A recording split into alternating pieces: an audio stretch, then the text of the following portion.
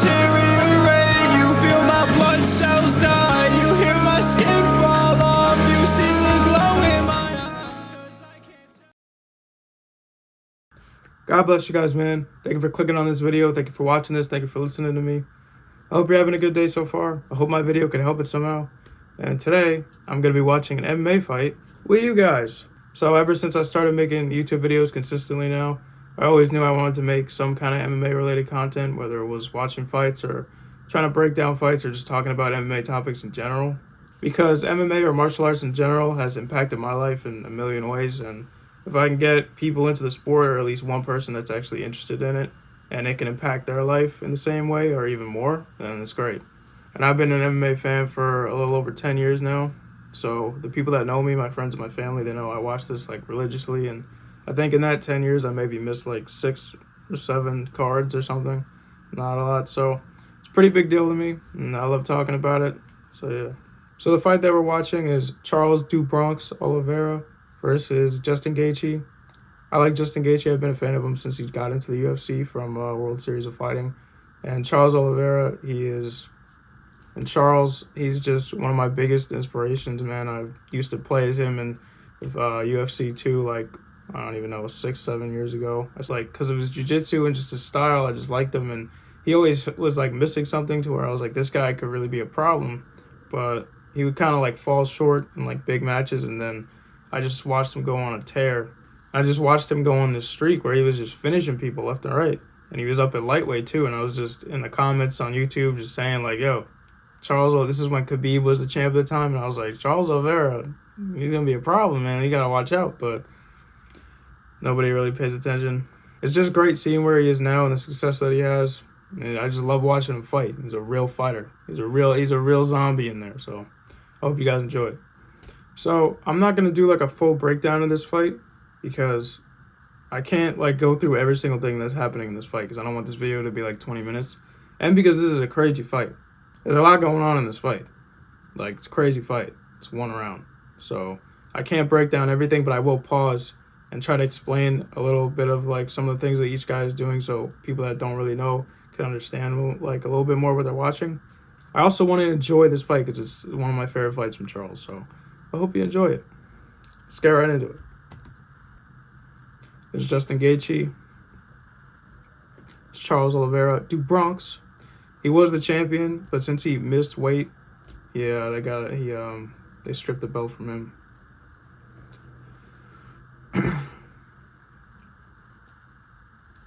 So right away from the start here, for the people that don't know, Charles, he has a very pressure-based style. He likes to put a lot of pressure on people, right? And his stance is very Muay Thai-based stance. So his lead leg, he keeps picking his knee up. You'll see it in the fight, he keeps picking his knee up. For him picking his knee up, there's a million reasons why he's doing that. In this fight, the main reason, I believe, is because Justin Gaethje throws leg kicks really hard. So you'll see in this fight, he checks like almost every leg kick. I don't know if there was a leg kick that he didn't check. So he's doing it for that. He's doing it for leg kicks.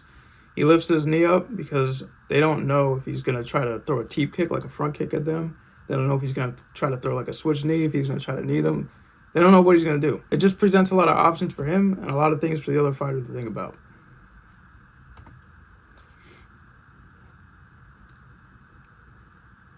See, just in that sequence right there, right? Justin tries to swipe, tries to throw his knee down, and then he tries to leg kick him. Charles actually hurts him with the right hand. Immediately. Look. Swipes his knee down, tries to throw a leg kick, gets hurt immediately by Charles. Charles pushes him up against the fence, puts him in the tie plum, throws some knees, and they're just going at it immediately. This is the fight that Charles brings to people. This is why we love watching him fight. He's a real fighter. He's a real zombie in there. He keeps coming. Front kicks to the body.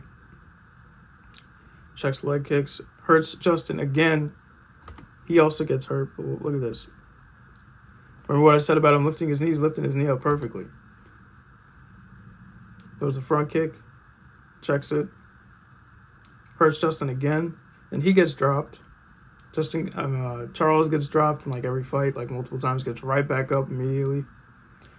He goes to the ground, he's fine with that because his jiu-jitsu is crazy. So people usually don't follow him down there. Gets dropped again. He's just laying there. He's like, all right. He's like, I'll take a little break here, because I know you're not gonna come down here. Gets right back up again like a real zombie. Doesn't stop. He's like, I just got dropped in maybe like 15 seconds twice, so maybe I should laterally move here and calm down a little bit.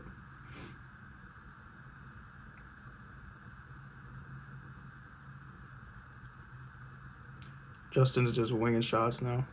He wants to try to finish Charles. He's already dropped him twice. But again, Charles, even though he just got, look, this sequence right here. Even though Justin dropped Charles twice, Charles is still trying to pressure him. And Charles mixes up his weapons really good. Throws the right hand, tries to get a knee. This sequence right here. Jumping knee, tries to set up a guillotine, right hand, front kick to the body. Leg kicks him.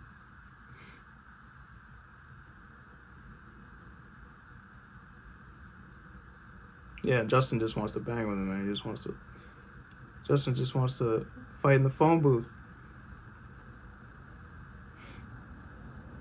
And this sequence right here was one of my favorites in the fight. When I saw it live, I didn't expect it at all. I just liked it a lot. Because this whole fight, Charles was going hard. Like, he goes hard all the time, but he was throwing with, like, intentions to, like, end the fight, this whole fight. So right here, what he does is he grabs Justin, he gets him in the clinch.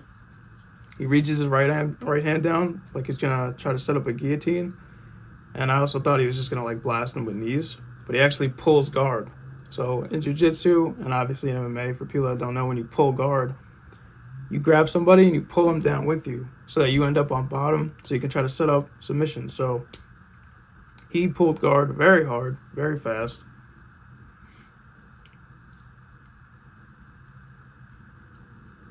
So it grabs him, grabs his head, reaches down, gets locked, pulls guard very hard, executed it very well.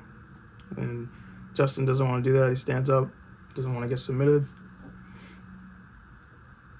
Checks the leg kick again, tries to grab him again. Justin breaks off.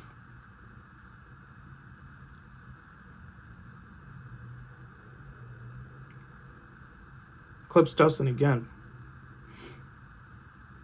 And Justin, at this point, like I said, he wants to finish Charles. He doesn't want to keep fighting this fight because his pace is crazy and Charles is actually, like, catching him. He's stinging him with shots.